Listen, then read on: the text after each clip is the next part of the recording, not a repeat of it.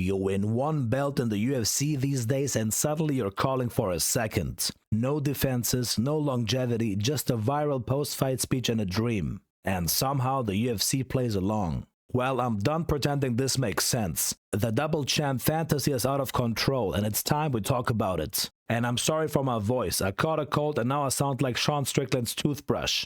Being a double champ was supposed to be rare, a reward for dominating a weight class and proving you had nothing left to prove. It used to mean you cleaned out the division, or at least that's what it should be like. You have to be the guy everyone avoids and you have to make it look easy. But lately, it's become a gimmick.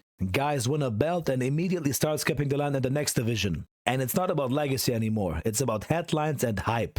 Let's talk about the latest example, Ilia Topuria. Topuria had an incredible rise at featherweight. He crushed Emmett, he dethroned Volkanovski and he knocked out Max Holloway. He looked the part to say the least. But now, he's vacated the featherweight belt with one title defense. One single defense. And instead of having faced the real threats at 145 like Evloev or Lopez, he's jumping to lightweights and calling out Islam Makhachev.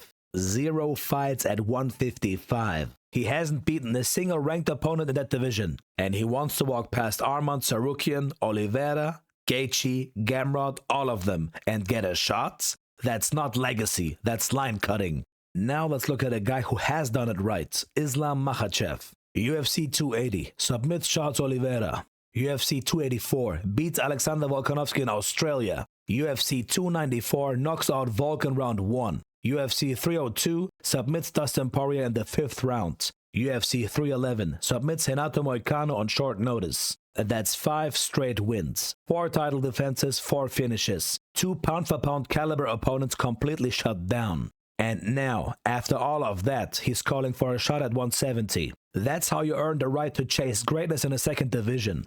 But the worst part is this trend isn't harmless. It kills the meritocracy. You've got Arman at lightweight and Merab at bantamweight, guys grinding for years to earn their shot. But now they're watching people skip the line because they've got a shiny belt and a big following. And the UFC obviously enables it because it sells pay-per-views. But long term, it hurts the credibility of the sport. Now someone might mention Alexander Pantoja. He's defended his belt plenty. He's skilled, he even beat Brandon Moreno twice. But here's the reality, and I don't want Pantoja to catch any strays, but he's too small for bantamweight. He doesn't have the power to make those guys respect him. And against technically sound opponents, he drags fights to a decision and barely scrapes through. Pantoja is a decision merchant at the elite level. And at 135, that game plan falls apart. Fighters like Merab, Sandhagen and Jan would maul him. So even if Pantoja deserved a shot based on resume, he knows better than to chase something he can't physically back up. Unlike Topuria.